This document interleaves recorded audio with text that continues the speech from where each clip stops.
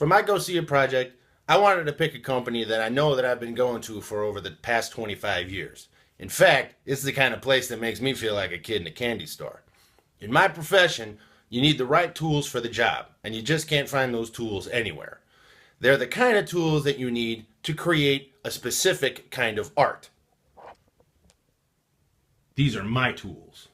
Which brings us here to Guitar Center. Guitar Center is the leading retailer of music-making products in the United States. If you want to create music, then this is the place to go. Today, I'm at the Villa Park, Illinois location to talk about inventory. When it comes to inventory, you first have to determine if the company is a merchandiser or a manufacturer. And as you can see, this location is a retail store. They don't make the products here, they sell them here. According to our book, Financial and Managerial Accounting, merchandise is inventory that is owned by the company and is in a form ready for immediate sale to customers, such as acoustic guitars, electric guitars, bass guitars, amplifiers, drums, keyboards, strings, and accessories. Guitar Center values their inventory using the average cost method. In Chapter 6 of our book, the average cost method assumes that goods are similar in nature.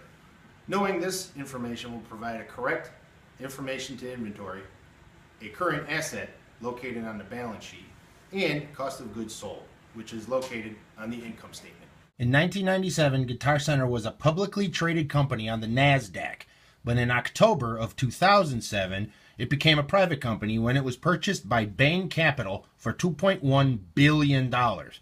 Under the current asset section of the consolidated balance sheet from its financial statements from 2012, Guitar Center had a total inventory worth roughly $565 million at its fiscal year end, which is December 31st. When merchandise is sold, the cost is allocated to cost of goods sold. On the consolidated income statement, cost of goods sold is subtracted from the net sales to give you gross profit. At year end of 2012, Guitar Center had a gross profit of $643 million, an $82 million increase from the previous year. But Guitar Center not only sells new items. According to the online financial information provided by Guitar Center, used gear and vintage instruments are valued using the lower of cost or market, using the specific identification method. This is usually done when one of the cost flow methods have already been used. According to our book, market value is defined as its current replacement cost, as in, what will it cost to replace the same item at the present time. Guitar Center's inventory is broken into two major categories, new and used.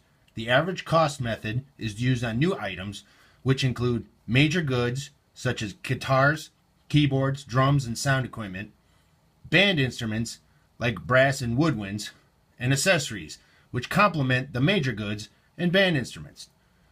Used major goods and vintage instruments are determined using the lower of cost or market while using the specific identification method to account for inventory. This method is used because used gear and vintage instruments are not acquired in high numbers. Guitar Center's motto is, find your sound. So when it comes to finding the right tools that you need to create your sound, then Guitar Center's inventory is ready to rock.